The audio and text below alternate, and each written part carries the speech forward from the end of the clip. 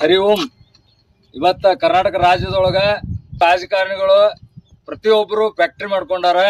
ರೈತರಿಗೆ ಸಿಗುವಂತ ಬೆಲೆ ಸಿಗುವಂತ ಕಬ್ಬಿಗೆ ಯಾಕಪ್ಪ ಅಂತಂದ್ರ ರೈತರ ಬೀದಿಗೆ ಬಂದು ಹೋರಾಟ ಮಾಡುವಂಗ ಪರಿಸ್ಥಿತಿ ಮಾಡಿದವರು ರಾಜಕಾರಣಿಗಳು.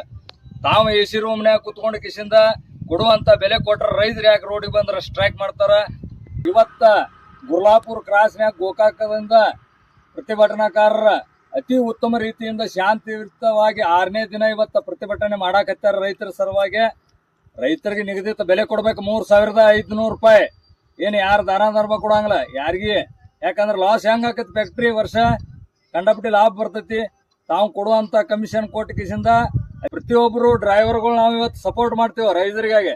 ಪ್ರತಿಯೊಬ್ಬರು ಭೂಮಿ ಮೇಲೆ ಬದುಕಾಕ ಅನ್ನ ಕೊಡುವಂತ ರೈತಗ ಸಪೋರ್ಟ್ ಆಗಿ ನಿಲ್ಲಬೇಕು. ಯಾಕಂದ್ರೆ ಭೂಮಿ ಮೇಲೆ ಅನ್ನ ತಿತ್ತಾರ ದುಡ್ಡು ಹಾಕವ ಅವ ಬೆಲೆ ಕೊಡ್ತೀವಿ ಅನ್ನೋದು ಅಷ್ಟೇ ಕರೆ. ಆದ್ರೆ ಅವ್ರು ದುಡಿದು ಬಿಟ್ರೆ ಅನ್ನನೂ ಇಲ್ಲ ಏನೂ ಇಲ್ಲ, ರೊಕ್ಕ ತಿನ್ನಕಾಕತಿ.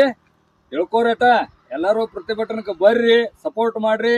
ಇವತ್ತು ನಮ್ಮ ಜಮಖಂಡಿ ತಾಲೂಕ ಚಿಕ್ಕಲಿಗಿ ಕ್ರಾಸ್ ಒಳಗ ನಿನ್ನೆ ಇವತ್ತು ಸ್ಟಾರ್ಟ್ ಐತಿ.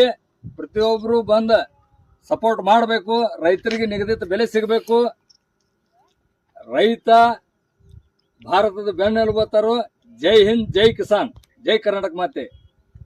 ನನ್ನ ಮಣ್ಣಿದು, ನನ್ನ ಮಣ್ಣಿದು, ನನ್ನ ಮಣ್ಣಿದು.